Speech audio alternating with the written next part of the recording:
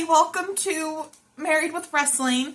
I'm Susan, and this is Chris, and we are here to talk about, actually, different things we typically talk about. Today, we're just going to focus on AEW All In, WWE Bash in Berlin, which we just finished watching. Normally, when we film these for the afternoon pay-per-views, by the time we get it out, we're out of date with our predictions and stuff, so we were just like, let's just watch the show, and then we'll do the video after. So that's what we did.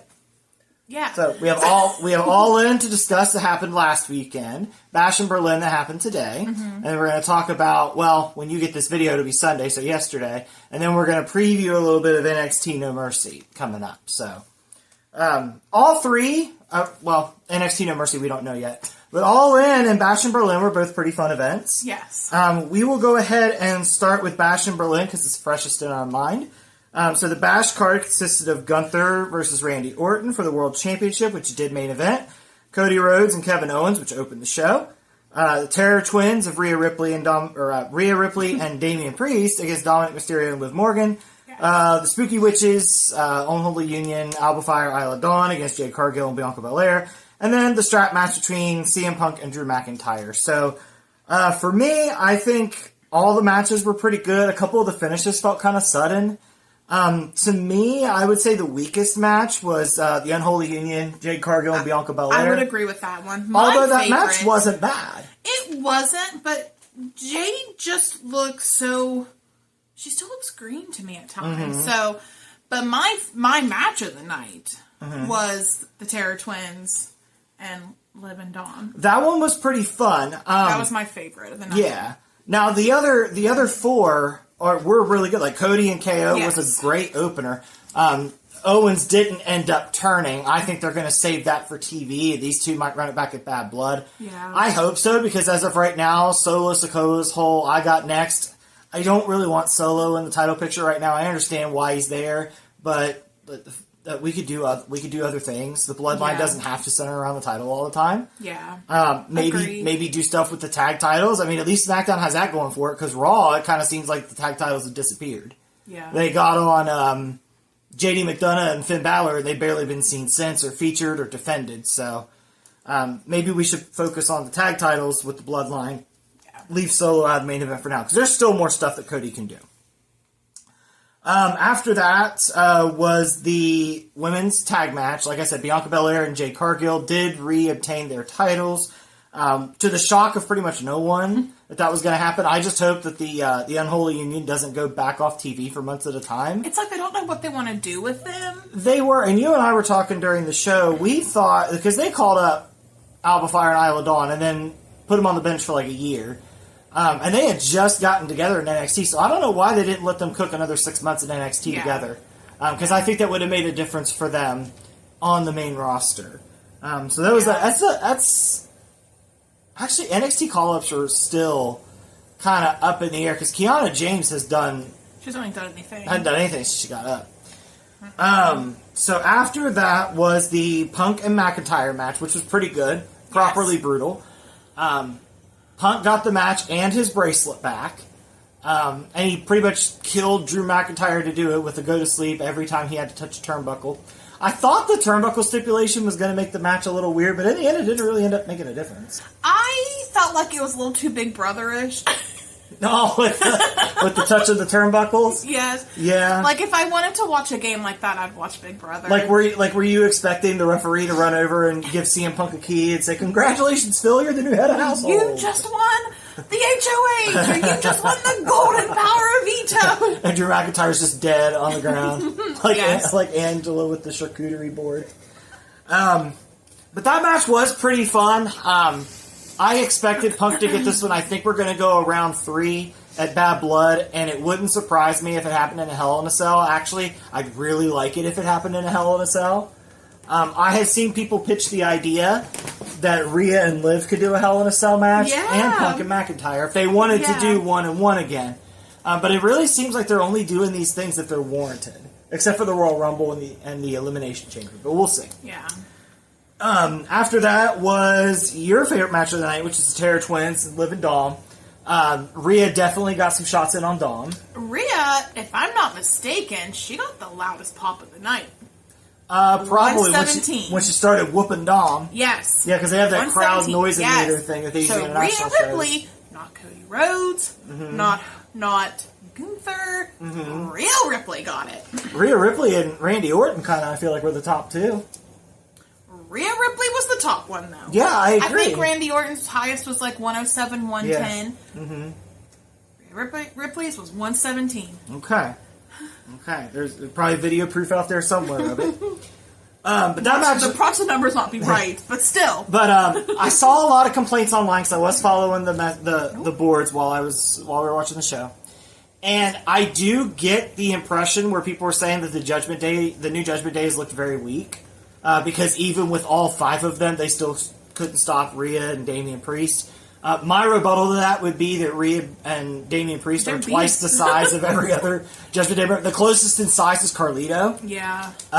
And Carlito's kind of a goof. I mean, don't get me wrong, I love me some Carlito. But he's a goof. He is. In the scheme of it.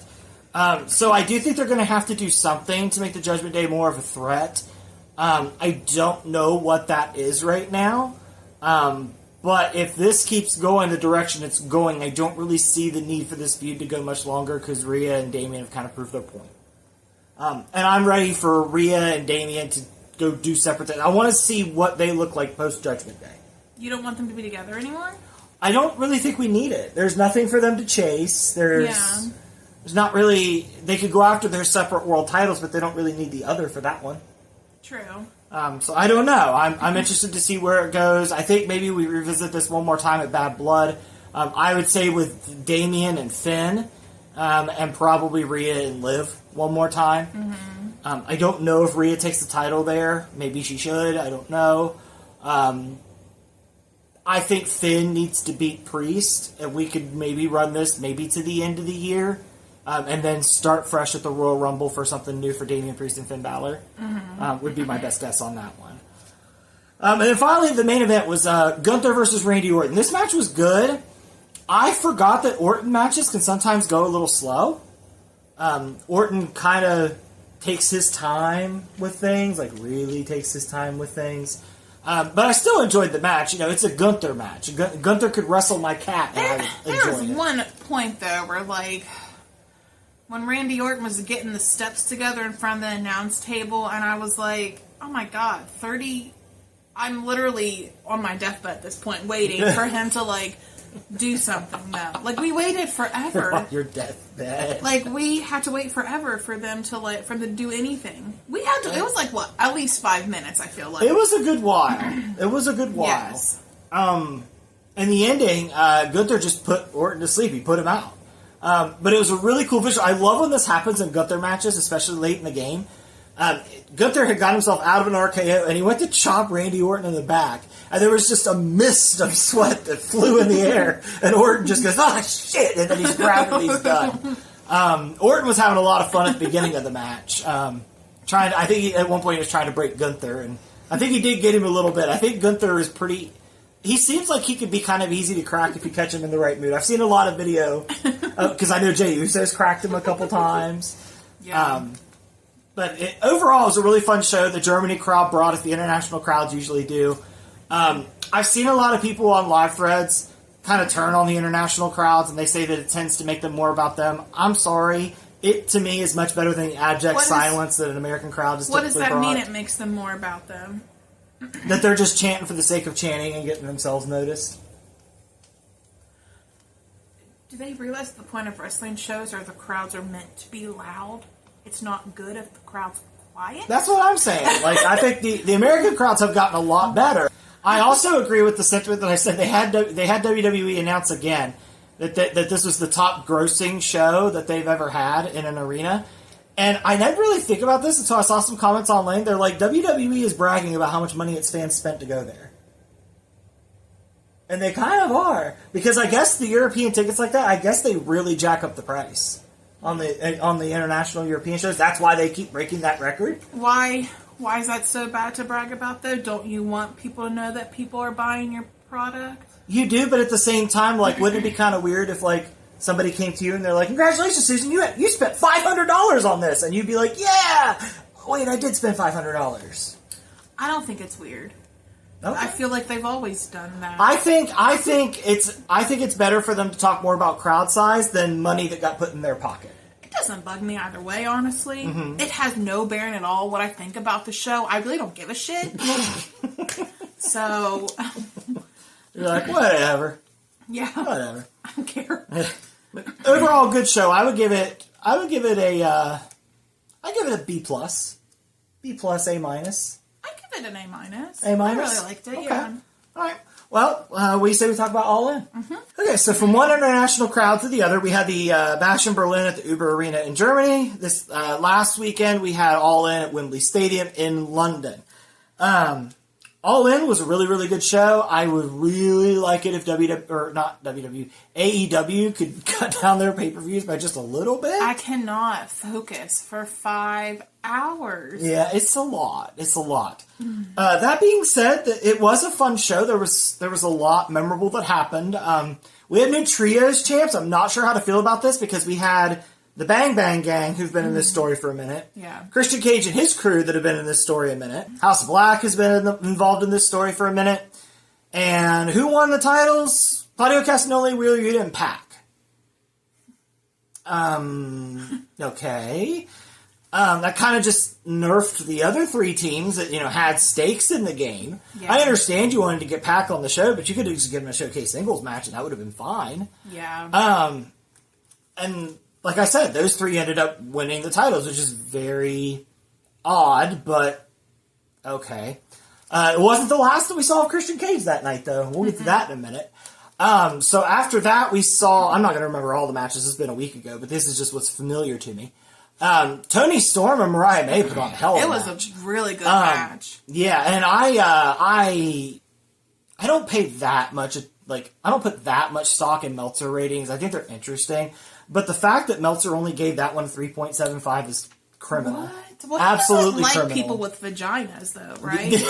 that's the prevailing rumor. Yeah. Because he gave the Acclaimed FTR and the Young Bucks 4.25. I mean, it was fine, but it was... I like Tony Storm. Tony Storm, Mariah May was a lot better.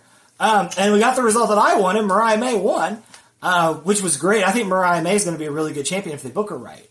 And I think, I'm a fan of Mercedes Moné. I have been since the Sasha Banks days. And I don't mind Britt Baker, but Tony Storm and Mariah May just blew those 2 out of the water. I don't know I don't know if Britt Baker just can't wrestle. Mm-hmm. I don't know if Mercedes Moné... I know some people arguably never thought that she could wrestle. I myself thought she could. I liked her. I don't feel like she... I don't know if they just didn't have good chemistry, but their match was not good at all. I think that matters. The chemistry matters. But I mean, it makes sense. If recent reports, you have 2 women that kind of are divas. Mm-hmm. So that makes sense if they don't have good chemistry. Yeah, I would agree. I tell you what I do like. I like this little Mercedes Moné... Kazuchika Okada thing they got going on. I knew you were going there, because every time you see them together, you're like, they're together. In real life. They're a thing in real life. They are. I know it. They are. I'm just speculating. I'm not going to start any rumors, but I'm speculating that it's possible that they're together. I think another one of the weaker matches on the night was Jericho and Hook. I think that was to be expected. That should have been on the pre-show. Uh-huh. And Chris Statlander and Willow Nightingale should have been on the thing. Because Jamie Hayter showed up in the pre-show. Uh-huh. And it's like, she was so over. And what do, Tony Khan? You have her show up on the pre-show where not everybody's even there to watch it happen. Mm-hmm. But yet you put Jericho and Hook on the main show when it's not even an actual AEW title. Mm-hmm. It's like this pretend FTW title shit. Yeah. Like... Here's what I don't understand. Why not have Jamie Hayter come out at the conclusion of the Britt Baker That's Mercedes what I thought was going to match? happen. Because I knew that she came back, and I just assumed that she came back after that. Yeah. Because we actually watched All In the day after. We watched it a day later. I didn't mean to say it like that. We watched it the day after. But yeah, blowing Jamie Hayter's return on the pre-show, that was, no. What is... Yeah, that was a little... There's a question mark there for that. The Casino Gauntlet match, though, was a hell of a lot of fun. That was fun. We had Zack Sabre Jr. We had, Mark Briscoe, Orange Cassidy, Kyle O'Reilly, Christian Cage, who ended up winning the match. Nigel McGuinness got back in the ring. That was really, really fun. Okada was in there. That was a fun match. That was really fun. That's a match AEW should hang their hat on. That's a really fun idea. My one critique about it, though. Yeah. Can we try to make the times that people come out a little more consistent? We really can't have a 5-minute time span for one person and then a 30-second time span for another person. I would agree. Let's try to make it a little less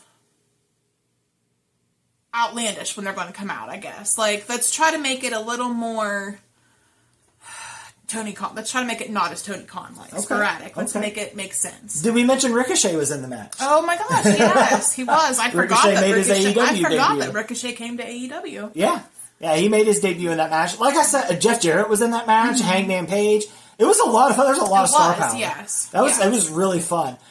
Christian Cage won because Killswitch came out. He had his Luchasaurus Tron. The crowd was behind him. We all thought he was going to turn on Christian. And he just put Christian on top of, I think it was Jeff Jarrett, to get the pin. No. It was Kyle O'Reilly. Mm-hmm. Thank you. Mm-hmm. So they're still burning that with Luchasaurus and Christian Cage. And there's another thing. Yeah. AEW. Can we please make up our mind about Luchasaurus and Christian Cage? You literally can't tease that Luchasaurus is going to do something to Christian Cage and then do nothing for 6 months, and then something else happen. That's really not called a slow burner. That's called not remembering your storyline. Stop-start booking is what they refer to it as. Well, it's also called not remembering your storylines. Yeah. Yeah, especially since you throw so many out there, you gotta make it more consistent. Yes. But here's the other fun part of that. So, Darby Allin was the number one contender because he won the Rampage Royal Rumble. Or the Rampage Rumble, or something Rampage. Rampage Battle Royal. He won that. So now he's number one contender. Well, okay, then Christian Cage won the Casino Gauntlet at All In. Now he's the number one contender. Darby hasn't even fought for it yet. Darby loses to Jack Perry in the coffin match at All In, which was really short. I saw it. Remember I told you how I said it felt short? I think it only went 8 minutes. Which is really weird. It might have gotten cut. It might have. Mm-hmm. But All Out is coming up a week from today, the day that we're filming. And it's not Danielson versus Darby. It's not Danielson versus Christian. It's Danielson versus Jack Perry, because Jack Perry attacked him on Dynamite. So how many number one contenders do we have for the world title? And one of them is already a champion. He already has the TNT title. What are you doing? What are you doing? Anyway, now the last 2 matches I've saved because I am not sure which one was my match of the night. Because it's either MJF and Ospreay, or it's Swerve and Danielson. Number 1, I tend to go with Swerve Danielson, but I have an issue with Swerve Danielson. And it's a personal thing. I didn't want Swerve to lose his title already. I think that he's only had it since April. I think it would have been good to give your first African-American champion and somebody that has gotten to the level that Swerve has more time. Now, that being said, it seems like he got a pretty good consolation prize by one of the fattest contracts in wrestling that has sent WWE on a spiral, complaining about upsetting market value. I'm firmly I'm a worker. Go out, get what you're worth. If they pay you the bag, they pay you the bag. Good for you. And good for you, Swerve. I've met Swerve. He's a really good dude. He works really hard, and I'm really glad that he got that bag. What? All I can think of when I think of Swerve, though, is just the butts and boobies in his face. And him just singing and dancing. And let me just say, one of my new favorite clips as well is whenever Swerve came out to challenge Hangman on Dynamite. They're going to do a steel cage match at All Out. One of my favorite things on video now is Nana doing his pissed off dance at Adam Page as he's coming out. I didn't think I needed to see Nana doing an angry face while he was dancing, but I'm glad that it's in my life. But yeah, like I said, the match though was great. You were happy because Brie Garcia was ringside and Danielson's kids were there, and his kids are adorable. I'll give him that. So it was a really nice moment for Danielson and his family. I just wish it hadn't come at Swerve's expense. But at the same time, Danielson as AEW World Champion does make sense. I'm glad he got it at least once before he hangs it up altogether. Because once he loses that, he's going to part-time. Yeah, he dropped that on Dynamite. He said, once I lose this title, I'm done full-time. So, like I said, wish it wasn't at Swerve's expense, but Swerve and Hangman are going to kill each other all out in a steel cage, so that'll be fun. Yeah. So then I guess the last match that's really memorable from All In was MJF and Ospreay, which was a really good match. Yeah. Once again, I'm not really sure I was ready for MJF to lose. I kind of liked his hyper-Americanism, what happens if Cody Rhodes goes unchecked gimmick that he had going on. I loved the fact that, like, everything was soaked in America. Like, there was a giant flag with his head as stars and the suits he was wearing. Like, I enjoyed it. I'm sad to see it go. But it was cool that Daniel Garcia got to have a Wembley moment after we thought that he was written off without it. Yes. I kind of wonder if that was one of the carrots for him to re-sign with AEW, because it seems like he has, even though NXT was trying to make a play to get him. So now we're going to get MJF and Danielson, or not MJF and Danielson, MJF and Daniel Garcia at All Out. And then Ospreay is going to fight Pac. Pac attacked him from behind, but I thought he was being good with Claudio and Wheeler. Once again, I don't know. So we're going to get Pac and Ospreay, which that match is going to slap anyway, because of who's involved. So overall, like I said, All In was a pretty good show. I think I would give it B minus. I would say B plus. I'd say B minus. B plus. The Bucks retained in that triple threat tag, by the way, if you don't know, which I'm sure you do already. And the Grizzled Young Veterans made their premiere. I love Grizzled Young Veterans. I love Zach Gibson and the hate that he gets from the crowd. I like the shoe thing. The shoe thing. If you hate Gibson, take your shoes off. Yeah. Look at how it goes. Yeah. I like that. It was fun to watch them chant at him when they were doing NXT UK. Yeah. But yeah, All In was a good show. I think All Out will be a good show as well. We already have 5 confirmed matches, which is funny because that's all that was on Bash in Berlin, and that's all that's on No Mercy. And AEW had a pay-per-view literally last week, and All Out's next weekend. I still wish they would separate those out more, especially if they're not going to get a streaming deal. Yes. But yeah, for All Out, we've got Danielson and Perry, Ospreay and Pac, Swerve and Hangman in the steel cage, Willow and Statlander in a street fight. That should be fun. The AEW women's street fights typically deliver. They do. So I think that'll be good. Yeah. And they're doing it for Willow's CMLL title that she has. And then we're getting MJF and Daniel Garcia. So I'm sure we'll build a couple more matches, but that's a good start to All Out. Yes. So we'll see what happens. And now I think we can kind of look forward to NXT No Mercy. Yeah. Okay, so last thing we'll talk about NXT No Mercy, which at the time that this video is posted will be in just a few hours. So we'll go ahead and make predictions for that and kind of talk about how we feel about the feuds going in. So we'll start at the top. Our main event is Ethan Page versus Joe Hendry for the NXT Championship, with Trick Williams as a special guest referee. First of all, it kind of feels weird that Trick's like back of the story because they didn't build that up at all. But I love how Pete Dunne was just kind of watching like an evildoer wringing his hands, being like, "Just wait, Trick Williams." Yes. Yeah. So I think Ethan's going to retain. I don't really see them putting the NXT title on a TNA talent. I could be wrong. I think since he's gotten to NXT, Ethan Page, and this is no personal bias, I think Ethan Page has absolutely crushed the shit out of what they've asked him to do. I know. I've never been so proud of a wrestler. I know, right? Like, I don't know them, but I'm so proud of Ethan Page. Yeah. What I said for Swerve goes for Ethan Page as well. The dude works hard, he does a good job, and he's just a really, really nice dude and deserves all the nice things coming his way. And I think he's going to be able to retain his title against Joe Hendry. I think it'll be a fun match. Joe Hendry is definitely... He's definitely NXT bound as soon as he's done with TNA because they have made him... He's one of their biggest stars. He's even work for them. Yeah. So, you see his stuff all over main roster shows. I think Joe Hendry's one of those that once he goes from TNA to NXT, I think he'll be in NXT a few months and then he's main roster bound. Yeah. I really think he's going to be fast-tracked. Not Cody fast-tracked, not AJ Styles fast-tracked. Yeah. But I would say... almost Drew McIntyre fast track, where Drew McIntyre's NXT for about 3 months. Yeah. I could totally see that, especially, I would put my next paycheck on it, that Joe Hendry's going to appear in the Royal Rumble in January. 100% believe that. Yeah. Because they're going to want to hear that pop in a stadium. And it'll be really fun. As far as the women's championship, we've got Roxanne Perez versus Jada Parker. I don't think Jada Parker has a snowball's chance in hell. I think it's going to be Julia or Stephanie Backer or somebody along those lines that takes the title from Roxanne.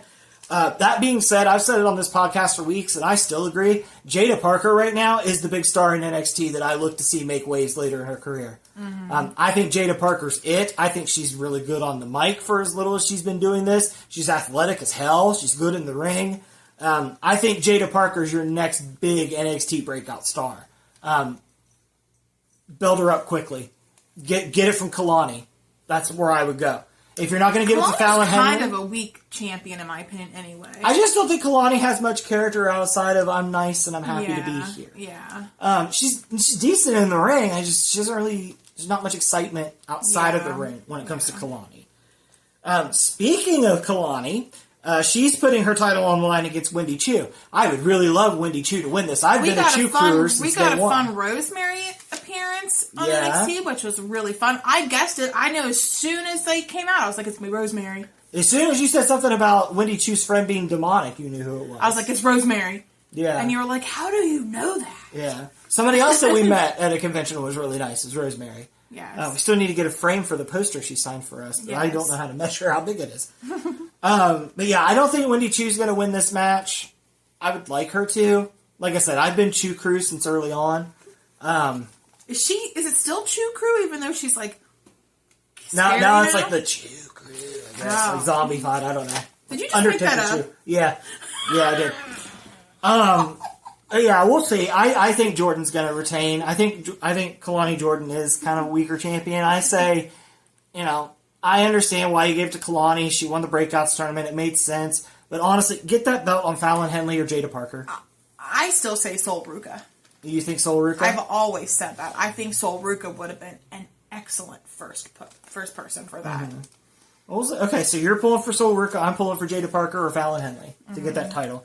I think it would really help Fallon Henley as far as the solidification of their new faction that they've got going with her and Jasmine Nix and JC Jane. Yeah. The other match that we have is Obafemi versus Tony D'Angelo. I love how this one's being written by basically Tony D'Angelo starting to cut a promo and Oba coming in and be like, nope. And then, he does it to Oba. Yeah. And then he keeps switching it off. They just keep Oba took his table at the restaurant last time. That was the last straw, I feel like. Yeah. So I don't think Tony D'Angelo is going to win. I don't know that there's much left for Tony D'Angelo to do in NXT. I think it's time for him to take his act to Mondays and Fridays. But that being said, I think it'll be a good match. I think Oba retains. I think Oba's hanging on to that thing till probably at least WrestleMania season. Yeah. I don't see anybody taking it off of him until then. We also have Chase U against Nathan Frazier and Axiom. I'm not sure how this one's going to go because Chase U just got him. But on the other hand, it feels like something's about to happen to Chase U. Yeah. It feels like somebody's going to get their feelings hurt. Somebody's going to get mad. Yeah. They were teasing Robbie Osborne. It's been teased to be Duke Hudson for a little bit. Ridge is Ridge. We don't know where Ridge's head's at most of the time. So, I don't know. It just feels like Chase U's got something coming. Yeah. Yeah. But I don't know that it's going to be... I don't think they're going to lose the titles back to Axiom and Frazier this quickly. But we'll see, because there was some animosity built between Axiom and Frazier. They seem to be on the same page now. Yeah. So it seems like we kind of killed that story at this point, so we'll see. And then one that wasn't on my roster here that I got online, but I just remembered, we're also getting Wes Lee versus Zachary Wentz to pay off that Rascals feud. R.I.P. the Rascals. I think Wes Lee wins this. I think Wes Lee is going to be chasing a world championship sooner rather than later. I don't think he's going to chase Ethan Page for it, but I can see him chasing somebody else for it. This is a scenario where I feel like it would make sense for Joe Hendry to beat Ethan Page, because Wes Lee's motivation could be TNA took my friends, they're not going to take this title. And Wes Lee just absolutely murders Joe Hendry. I don't think Joe Hendry has a snowball's chance in hand. I don't think he will, but I think if Joe Hendry wins, I could see Wes Lee being the first challenger after Ethan Page. But we'll see. We'll see. And NXT could tell the story better than I did, but something along those lines of Wesley seeing NXT or TNA succeeding and becoming cross about it. But I think Wesley will also beat Zachary Wentz. Yeah. Later on today. So that's going to do it for our show this week. We say it every week. Wrestling's pretty good right now. The fact that there's competition out there and wrestlers getting paid means that wrestling right now is probably in a better position than it's ever been. There's a lot of it out there, a lot of people to watch. Nick Nemeth's been tearing it up in the Indies and TNA. He brought JBL back, who just appeared in TNA on Friday night. Dijak just debuted for MLW, which is where Jacob Fatu and MJF originally came from. So there's some good stuff brewed over there. Really happy for Dijak. I'm really sad he's off my TV. I liked him. I know you didn't really get his character, but he was fun to watch in the ring. Especially when he was wrestling Keith Lee.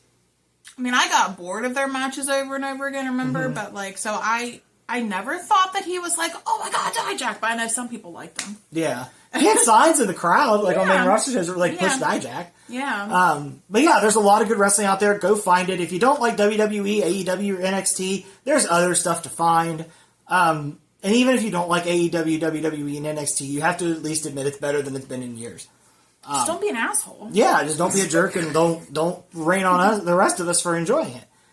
So that's going to do it this week. We'll be back next week to see what happens from the fallout of Bash in Berlin, see how AEW ramps up for All In, and check out the fallout from All Out, and then check to see how NXT does following No Mercy. So we will see you next week. Later.